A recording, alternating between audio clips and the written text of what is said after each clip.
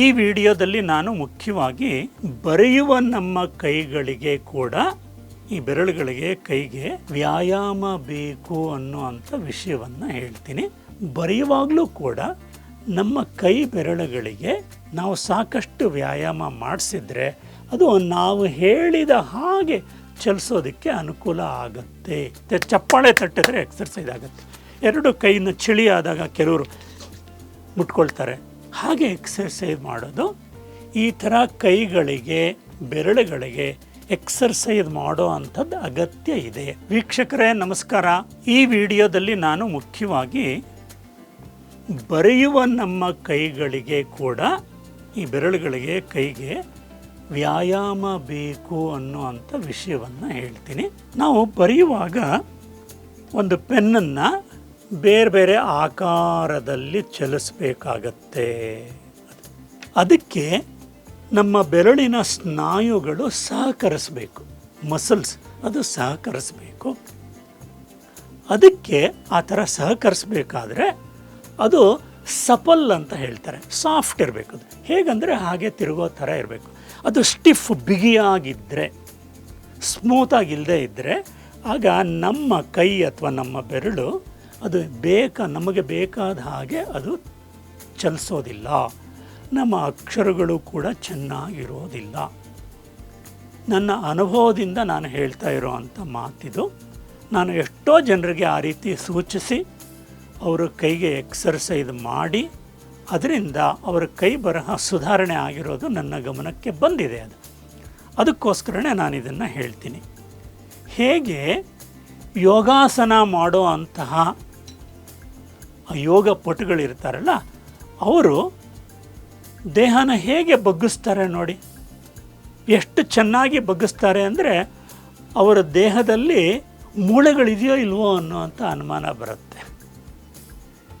ಇನ್ನೂ ಒಂದು, ಒಲಿಂಪಿಕ್ಸ್ನಲ್ಲೂ ಕೂಡ ಜಿಮ್ನೇಷಿಯಮ್, ಮ್ಯೂಸಿಕಲ್ ಜಿಮ್ನೇಷಿಯಮ್, ರಿದ್ಮಿಕ್ ಜಿಮ್ನೇಷಿಯಮ್ ಅಂತ ಹೇಳ್ತಾರೆ. ಅದರಲ್ಲೂ ಅಷ್ಟೇ ಕೆಲವರು ಡ್ಯಾನ್ಸ್ ಮಾಡಿಸ್ತಾರೆ, ಬಗ್ಗಿಸ್ತಾರೆ ಬೇರೆ ಬೇರೆ ರೀತಿಯಲ್ಲಿ ಮೈಯನ್ನು. ಅವ್ರು ಯಾವ ರೀತಿ ಎಕ್ಸರ್ಸೈಸ್ ವ್ಯಾಯಾಮ ಮಾಡಿರಬೇಕು, ಅಭ್ಯಾಸ ಮಾಡಿರಬೇಕು. ಹಾಗೆ ಬರೆಯುವಾಗಲೂ ಕೂಡ ನಮ್ಮ ಕೈ ಬೆರಳುಗಳಿಗೆ ನಾವು ಸಾಕಷ್ಟು ವ್ಯಾಯಾಮ ಮಾಡಿಸಿದ್ರೆ ಅದು ನಾವು ಹೇಳಿದ ಹಾಗೆ ಚಲಿಸೋದಕ್ಕೆ ಅನುಕೂಲ ಆಗುತ್ತೆ. ಇದು ಆಗಿರೋದು ಕೂಡ ನಾನು ಗಮನಕ್ಕೆ ಬಂದಿದೆ. ಈಗ ಇನ್ನೊಂದು ಉದಾಹರಣೆ ಕೊಟ್ಟು ನಾನು ನಮ್ಮ ಬೆರಳಿಗೆ ಎಕ್ಸರ್ಸೈಸ್ ಹೇಗಿದೆ ಅನ್ನೋದನ್ನು ನಾನು ಹೇಳ್ತೀನಿ.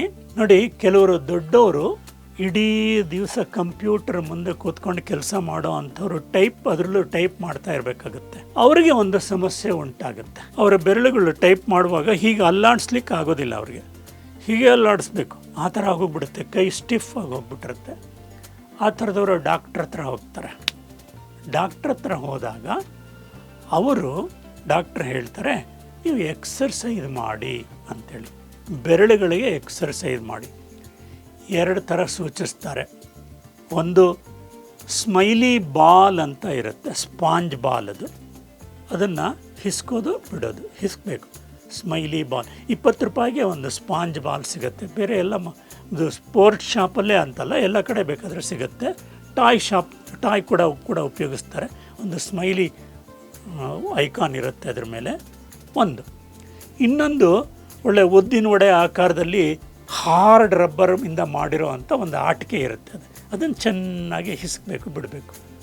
ಈ ಎಕ್ಸರ್ಸೈಸ್ ಮಾಡಿ ಅಂತ ಹೇಳ್ತಾರೆ. ಅವ್ರಿಗೆ ಅದು ಸರಿ ಹೋಗುತ್ತೆ. ಅದು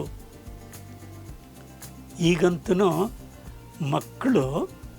ಚಿಕ್ಕ ಮಕ್ಕಳು ಹುಟ್ಟಿದಾಗ್ಲಿಂದನೇ ಮೊಬೈಲ್ ಜೊತೆಗೆ ಆಟ ಆಡ್ಕೊಂಡು ಬೆಳೀತಾರೆ. ಹಿಂದೆ ನಾವು ಚಿಕ್ಕವರಿದ್ದಾಗ ಯಾವ್ಯಾವ ಥರ ಆಟ ಆಡ್ತಾ ಇದ್ವೋ, ಅದು ಚಿನ್ನಿ, ಗೋಲಿ, ಬುಗುರಿ ಅಂತ ಹೇಳ್ತಾರೆ. ಕೈಗೆ ಬೇಕಾದಷ್ಟು ಎಕ್ಸರ್ಸೈಸ್ ಆಗ್ತಾಯಿತ್ತು.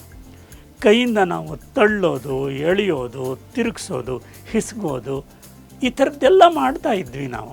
ಆದರೆ ಈಗಿನ ಕಾಲದ ಮಕ್ಕಳು ಮೊಬೈಲ್ ಜೊತೆಗೆ ಜಾಸ್ತಿ ಸಮಯ ಕಳೀತಾರೆ. ಆದ್ದರಿಂದ ಅವರು ಒಂದೇ ಒಂದು ಎಕ್ಸರ್ಸೈಸ್ ಮಾಡೋದು ಅಂದರೆ ಹೀಗೆ ಮಾಡ್ತಾ ಇರ್ತಾರೆ. ನಿಮಗೆ ಗೊತ್ತಿದೆಯಾ, ಇಂಗ್ಲೆಂಡಲ್ಲಿ, ಅದರಲ್ಲೂ ಲಂಡನ್ನಲ್ಲಿ ಎಷ್ಟೋ ಜನ ಮಕ್ಕಳಿಗೆ ಪರೀಕ್ಷೆಯಲ್ಲಿ ಪರೀಕ್ಷೆಯಲ್ಲಿ 3 ಗಂಟೆಗಳ ಕಾಲ ಒಂದೇ ಸಮನೆ ಬರೀಬೇಕಲ್ಲ, ಅದು ಅವ್ರಿಗೆ ಅಷ್ಟು ಬರೆಯೋಕ್ಕಾಗೋದೇ ಇಲ್ಲ ಅಂತೆ. ಪೆನ್ನನ್ನು ಹಿಡ್ಕೊಳ್ಳಿಕ್ಕೋಸ್ಕರನೇ ಶಕ್ತಿ ಇಲ್ಲದೇ ಪೆನ್ನೇ ಬಿದ್ದೋಗುತ್ತಂತೆ. ಅದು ಈ ಥರದ್ದು 100 ಮಕ್ಕಳು ಡಾಕ್ಟರ್ಸ್ ಹತ್ರ ಬರ್ತಾರಂತೆ, ಹೀಗಾಗೋಗ್ಬಿಟ್ಟಿದೆ, ಏನು ಮಾಡಬೇಕು ಅಂತ. ಅದರಲ್ಲೂ ಕೂಡ ಲಂಡನ್ನಲ್ಲಿ ಒಬ್ಬ ಪ್ರಸಿದ್ಧವಾಗಿರೋ ಅಂಥ ಪೀಡಿಯಾಟ್ರಿಕ್ ನ್ಯೂರಾಲಜಿಸ್ಟ್ ಅಂತ ಒಬ್ಬರು ಇದ್ದಾರೆ. ಅವರ ಹೆಸರು ಡಾಕ್ಟರ್ ಸ್ಯಾಲಿ ಪೇಯ್ನ್ ಅಂತ. ನೀವು ಗೂಗಲಲ್ಲಿ ಸರ್ಚ್ ಮಾಡಿ ನೋಡ್ಬೋದು. ಅದು ಅವರು ಈ ವಿಷಯವನ್ನು ಹೇಳಿದ್ದಾರೆ.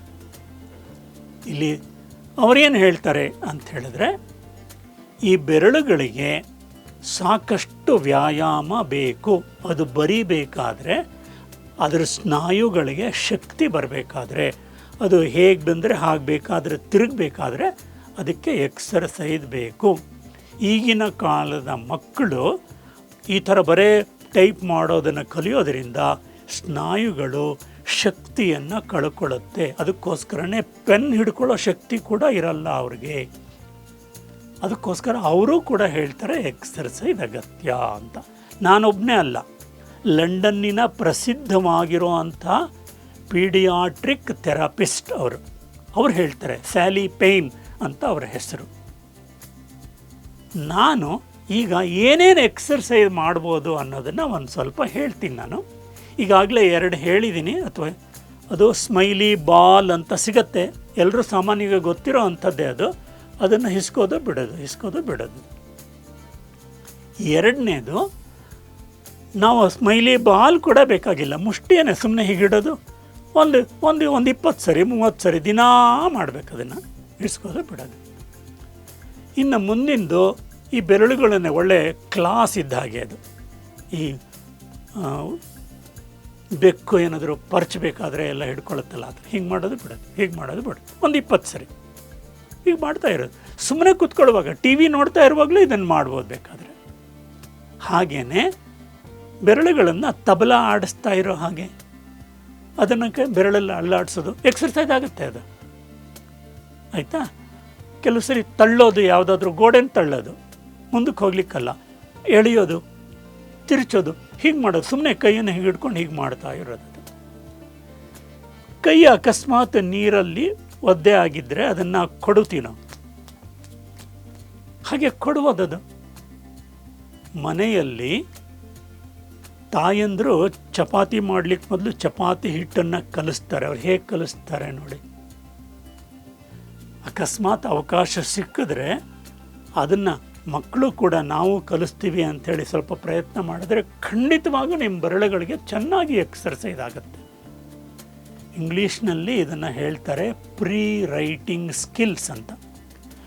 ಬರಹ ಪೂರ್ವ ಕೌಶಲ್ಯ ಅಂತ. ಬರೆಯೋದಕ್ಕೆ ಮುಂಚೆ ಬೇಕಾಗಿರೋ ಅಂಥ ಕೌಶಲ್ಯ ಇದು.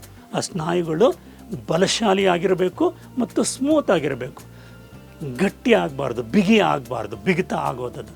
ಅದಕ್ಕೇ ದೊಡ್ಡವ್ರಿಗೆ ವಯಸ್ಸಾದಮೇಲೆ ತುಂಬ ಬಿಗಿತ ಆಗಿರೋದ್ರಿಂದ ಅವ್ರ ಹ್ಯಾಂಡ್ ರೈಟಿಂಗ್ ಚೇಂಜ್ ಮಾಡ್ಕೊಳ್ಳೋದು ಕಷ್ಟ. ಮಕ್ಕಳಿದ್ದಾಗಲೇ ಆ ಥರ ಎಕ್ಸಸೈಸ್ ಮಾಡಿ ಚೇಂಜ್ ಮಾಡ್ಕೊಳ್ಳೋದ್ರಿಂದ ಮುಂದಕ್ಕೆ ಒಳ್ಳೆಯದಾಗುತ್ತೆ. ಅದಕ್ಕೆ ಗಾದೆನೇ ಇದೆ ಕನ್ನಡದಲ್ಲಿ, ಗಿಡವಾಗಿ ಬಗ್ಗದ್ದು ಮರವಾಗಿ ಬಗ್ಗೀತೆ ಅಂತ ಕರೀತಾರೆ. ಅದಕ್ಕೆ ಆ ಥರ ಎಕ್ಸರ್ಸೈಸ್ ಮಾಡೋದು. ಇನ್ನು ಮಕ್ಕಳೆಲ್ರಿಗೂ ಅಂತೂ ಕ್ರಿಕೆಟ್ ತುಂಬ ಇಷ್ಟ. ಅದು ಕ್ರಿಕೆಟ್ನಲ್ಲಿ ಸ್ಪಿನ್ ಬೌಲಿಂಗ್ ಮಾಡೋದು, ಆಫ್ ಸ್ಪಿನ್, ಲೆಗ್ ಸ್ಪಿನ್ ಅಂತ ಹೇಳ್ತಾರೆ. ಕೈಯನ್ನು ಹೀಗೆ ತಿರುಗಿಸೋದು. ಸುಮ್ಮನೆ ಬಾಲ್ ಕೈಯಲ್ಲಿ ಇರಬೇಕು ಅಂತಿಲ್ಲ, ಸುಮ್ಮನೆ ಕೈಯನ್ನು ಹೀಗೆ ಮಾಡ್ತಾಯಿದ್ರೆ ಎಕ್ಸರ್ಸೈಸ್ ಆಗುತ್ತೆ. ಚಪ್ಪಾಳೆ ತಟ್ಟಿದ್ರೆ ಎಕ್ಸರ್ಸೈಸ್ ಆಗುತ್ತೆ. 2 ಕೈಯನ್ನು ಚಳಿ ಆದಾಗ ಕೆಲವರು ಮುಟ್ಕೊಳ್ತಾರೆ, ಹಾಗೆ ಎಕ್ಸರ್ಸೈಸ್ ಮಾಡೋದು. ಈ ಥರ ಕೈಗಳಿಗೆ, ಬೆರಳುಗಳಿಗೆ ಎಕ್ಸರ್ಸೈಸ್ ಮಾಡೋ ಅಂಥದ್ದು ಅಗತ್ಯ ಇದೆ. ಹಾಗೆ ಮಾಡಿದ್ರೆ ಕೈ ಬೆರಳುಗಳ ಸ್ನಾಯುಗಳು ಬಲಶಾಲಿ ಆಗುತ್ತೆ. ಅಷ್ಟೇ ಅಲ್ಲ, ನಾವು ಹೇಗೆ ಬೇಕಾದ ಹಾಗೆ ಅದು ತಿರುಗೋದಕ್ಕೆ ಅನುಕೂಲ ಆಗುತ್ತೆ. ಇದನ್ನು ಕನಿಷ್ಠ 1 ತಿಂಗಳು 2 ತಿಂಗಳು ಆ ಥರ ಮಾಡ್ತಾ ಇದ್ದರೆ ಅದರದ್ದು ಅನುಕೂಲ ಗೊತ್ತಾಗುತ್ತೆ. 1 ದಿವಸ 2 ದಿವಸ ಮಾಡಿಬಿಟ್ರೆ ಇದರಿಂದ ಏನೂ ಉಪಯೋಗ ಇಲ್ಲ. ನೀವೆಲ್ಲರೂ ಆ ರೀತಿ ಮಾಡಿ ನೋಡ್ತೀರಾ. ನಿಮ್ಮೆಲ್ಲ ಎಲ್ಲರ ಕೈ ಬೆರಳುಗಳು, ಅದರ ಸ್ನಾಯುಗಳು, ಮಸಲ್ಸ್ ಗಟ್ಟಿ ಆಗಲಿ. ಅಷ್ಟೇ ಅಲ್ಲ, ಅದು ಸ್ಮೂತಾಗಿ ಹೇಗೆ ಬೇಕಾದರೆ ಹಾಗೆ ತಿರುಗೋಗಾಗಲಿ ಅಂಥೇಳಿ ಆಶಿಸ್ತಾ ನನ್ನ ಮಾತನ್ನು ಮುಗಿಸ್ತೀನಿ. ನಮಸ್ಕಾರ.